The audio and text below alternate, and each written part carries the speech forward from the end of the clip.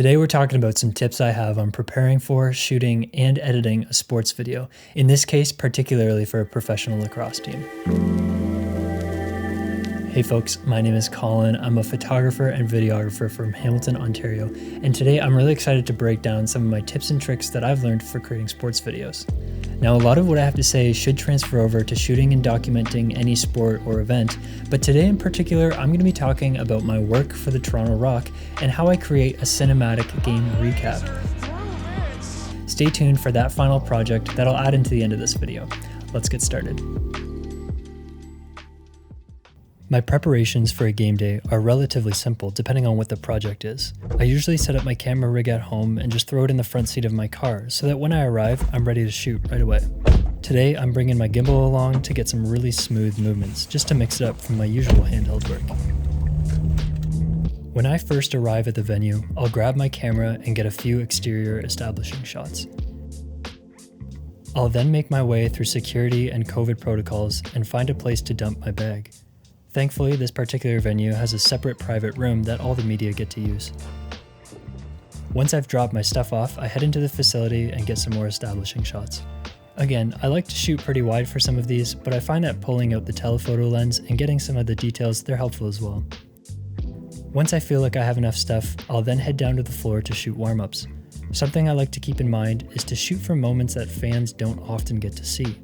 Getting up close with some of the athletes or filming the players in the locker room or the back tunnel give a perspective that fans don't get to experience, and so I find there's just more interest around some of those shots. While shooting the Rock, I like to get in the locker room for the coach's pre-game speech, and then because I had my gimbal with me, I actually jumped in line and ran out onto the floor with the team. I managed to get a few interesting shots before having to run back to the media room to swap out to my rig. This is when I switch over to my 70-200, which is going to live on my camera for the rest of the game. I might do an SD card swap, a battery swap, but then I'll head back in. Normally, I have my a7iii in a cage. This way, I can attach a top handle, a mic, and a monitor.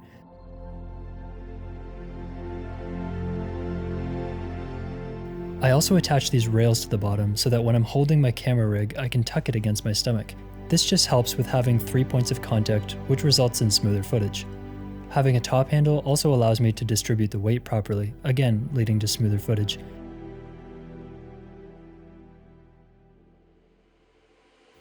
I haven't shot a lot of hockey, so lacrosse is the first time I've had to deal with shooting through glass, and let me tell you, it's rough.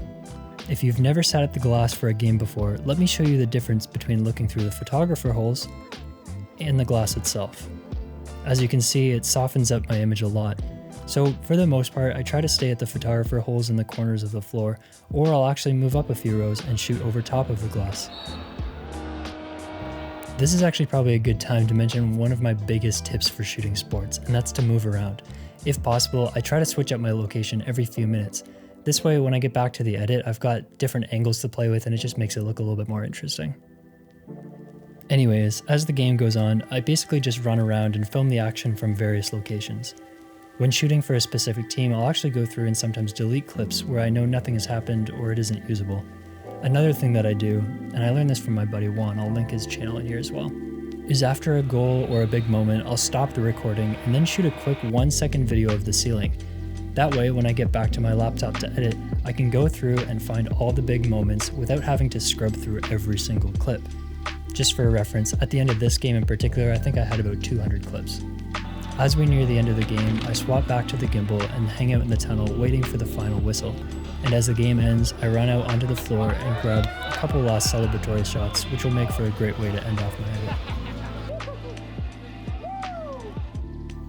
Again, this probably deserves its own video, but my workflow across sports edits pretty much remains the same. I first will source some music from Artlist or Soundstripe and lay the track out on the timeline. Once I have that set down, I can start to build my video around it, as I like to cut to the beat of the music. I put my establishing shots together, slow down some B-roll, and add in some transitions and speed ramps. Once my video is laid out, I'll go back through and make sure that my cuts line up and that there is an appropriate pace to the video. I'll then go back through and do some basic coloring on an adjustment layer. I'll go through and make sure that nothing peaks too much, then fill the edit with some sound effects. I highly, highly, highly recommend buying this Ultimate Sports Sound Effects pack from Beyond the Game TV. This pack is full of recorded sound effects that I get to use to accentuate some of the hits, the transitions, or just general atmosphere. I'll then hit export, upload it to Google Drive, and send it off to the team's marketing department.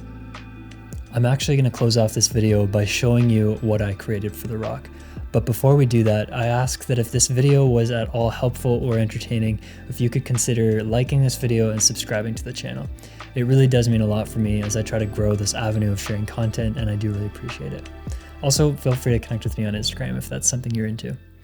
But without further ado, here's my most recent project, shooting for a professional lacrosse team.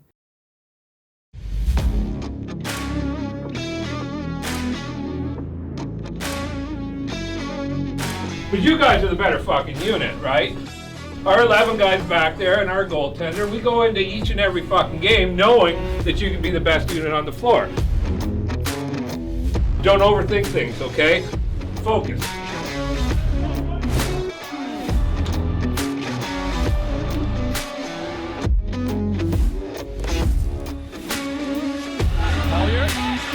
In tight, Rogers scores!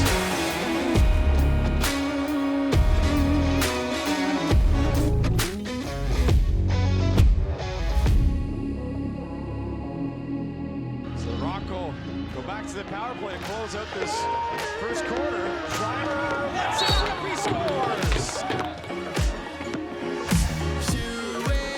A laser through Vince.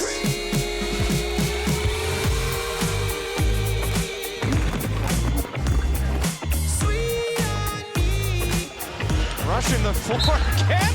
Unbelievable. This new big pass, she scores! Match to Smoo against his former team. Restakes the Toronto League.